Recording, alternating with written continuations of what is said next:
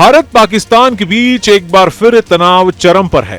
पहलगाम में हुए आतंकवादी हमले के बाद भारत की कड़ी प्रतिक्रिया ने पूरे क्षेत्र में भूचाल ला दिया है और अब संयुक्त राष्ट्र से लेकर रक्षा विशेषज्ञ सब की निगाहें इस टकराव पर टिकी है। क्या दोनों देश एक बार फिर युद्ध की ओर बढ़ रहे हैं? क्या कूटनीतिक रास्ते खुले हैं और किस देश के पास कितनी ताकत है? आइए जानते हैं इस रिपोर्ट में। हमला और भारत की प्रतिक्रिया। जी हाँ, जम्मू और कश्मीर के पहलगाम में हुए आतंकी हमले में 26 निर्दोष नागरिकों की जान चली गई। भारत सरकार ने इस घटना को क्रॉस बॉर्डर टेररिज्म करार देते हुए पाकिस्तान पर सीधा आरोप लगाया। इसके तुरंत बाद प्रधानमंत्री नरेंद्र मोदी की अध्यक्षता में कैबिनेट कमेटी ऑन सिक्योरिटी की बैठक हुई, जहां कई बड़े फैसले लिए गए। भारत ने सार्क वीजा छूट योजना के तहत पाक नागरिकों की एंट्री पर रोक लगा दी।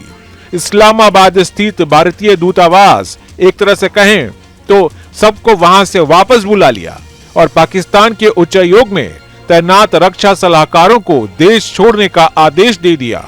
इतना ही नहीं, भारत ने अटारी वाघा बॉर्डर पर इंटीग्रिटी चेक पोस्ट भी बंद कर दिया और पाकिस्तानियों को दिए गए सभी वीजा रद्द कर दिए गए, जिनमें मेडिकल वीजा भी शामिल है।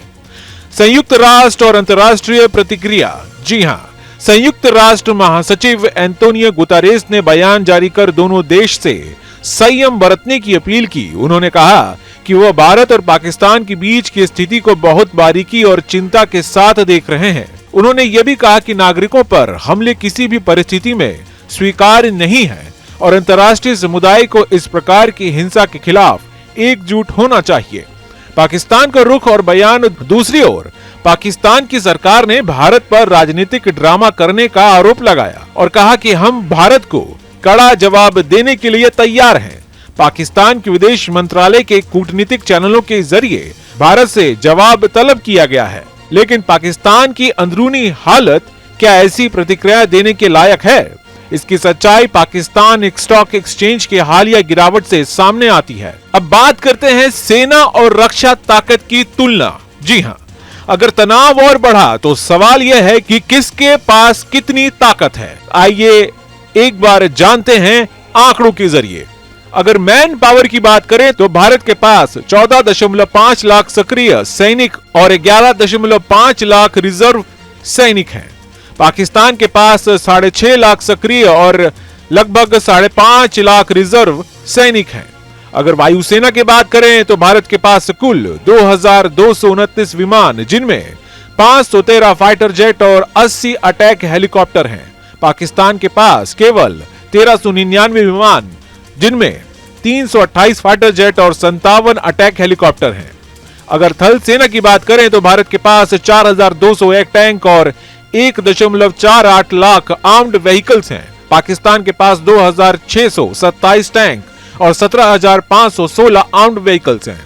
अगर नौसेना की बात करें तो भारत के पास 293 जहाजों का बेड़ा है, जिसमें 2 एयरक्राफ्ट कैरियर, 18 पनडुब्बियां और 13 डिस्ट्रॉयर है।